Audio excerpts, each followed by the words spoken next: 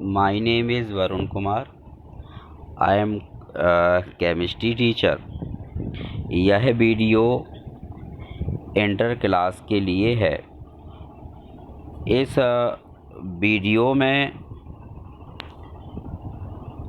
Chemistry का chapter chemical kinetics या रासायनिक बलगतिकी से है, और इसमें आज हमें समझना है रासायनिक अभिक्रियाओं की दर को प्रभावित करने वाले कारक, यानी रासायनिक अभिक्रिया की दर को कौन कौन से फैक्टर, कौन कौन से कारक उस पर इफ़ेक्ट डालते हैं, ठीक है, उसको प्रभावित करते हैं।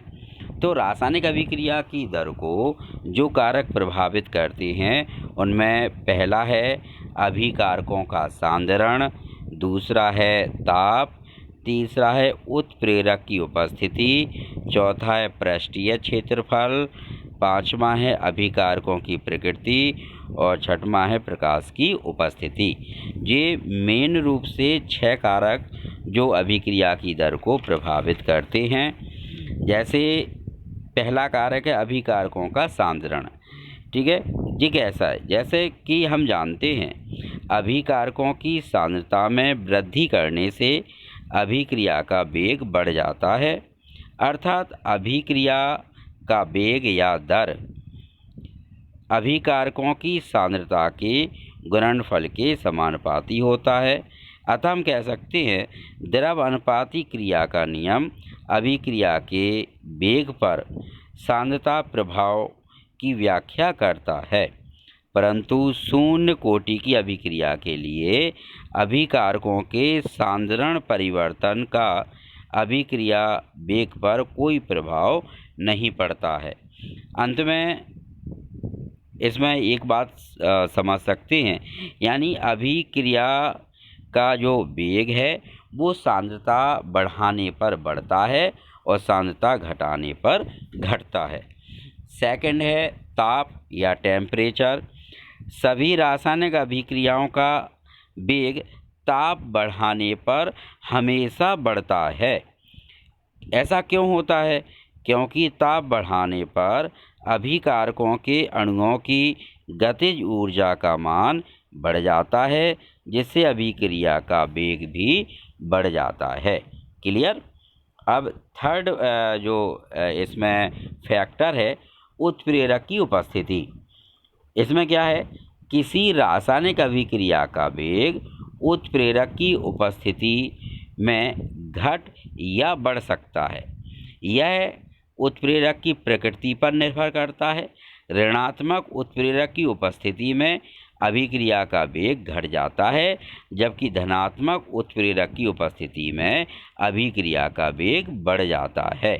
ठीक है, क्योंकि ऋणात्मक उत्प्रेरक अभिक्रिया के लिए एक्टिवेशन एनर्जी, सक्रियण ऊर्जा का मान बढ़ा देते हैं, जिससे अभिक्रिया का वेग कम हो जाता है। धनात्मक उत्प्रेरक अभिक्रिया की सक्रियण ऊर्जा यानी एक्टिवेशन एनर्जी कम कर देते हैं, जिससे निम्न ऊर्जा स्तर में उपस्थित अभिकारक के अणु भी उत्पाद बनाने लगते हैं और अभिक्रिया का वेग बढ़ जाता है। चौथा फैक्टर है पृष्ठीय क्षेत्रफल। अभिक्रिया के कणों का आकार जितना छोटा होगा उसकी सतह का क्षेत्रफल उतना ही अधिक हो जाएगा। अतः ऐसी अभिक्रियाओं में अभिकारक जितने बारीक चूर्ण की अवस्था में होंगे उसका उतनी ही तेज़ी से अभिक्रिया संपन्न होगी, यानी अभिक्रिया का वेग बढ़ जाएगा।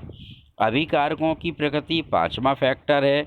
इसका मतलब है रासायनिक अभिक्रियाओं का वेग अभिकारकों की प्रकृति पर भी निर्भर करता है। किसी भी रासायनिक अभिक्रिया में कुछ पुराने बंध टूटते हैं तथा नए बंध बनते हैं। अतः जिन अभिक्रियाओं में कम बंध टूटेंगे उनकी अभिक्रिया की गति उतनी ही तेज हो जाएगी, जबकि जिन अभिक्रियाओं में अधिक बंध टूटते हैं उनका वेग कम हो जाएगा। क्लियर? ठीक है। और लास्ट है छठवां फैक्टर प्रेजेंस ऑफ लाइट। प्रकाश की उपस्थिति। कुछ रासायनिक अभिक्रियाओं के वेग सामान्यतः प्रकाश की उपस्थिति में अधिक होते हैं। ठीक है, इसका कारण यह है कि जिन अभिक्रियाओं में फोटोन अपनी समस्त ऊर्जा अणुओं को उत्तेजित होने देते हैं, जिससे शीघ्रता से सक्रिय होकर उत्पाद बना लेते हैं। यानी कुछ अभिक्रियाओं के लिए प्रकाश बहुत अधिक होता है, और जिनके लिए प्रकाश अधिक होता है तो वो क्या होंगे, प्रकाश की उपस्थिति में उन अभिक्रियाओं का वेग क्या हो जाएगा, बढ़ जाएगा। क्लियर, समझ में आ गया।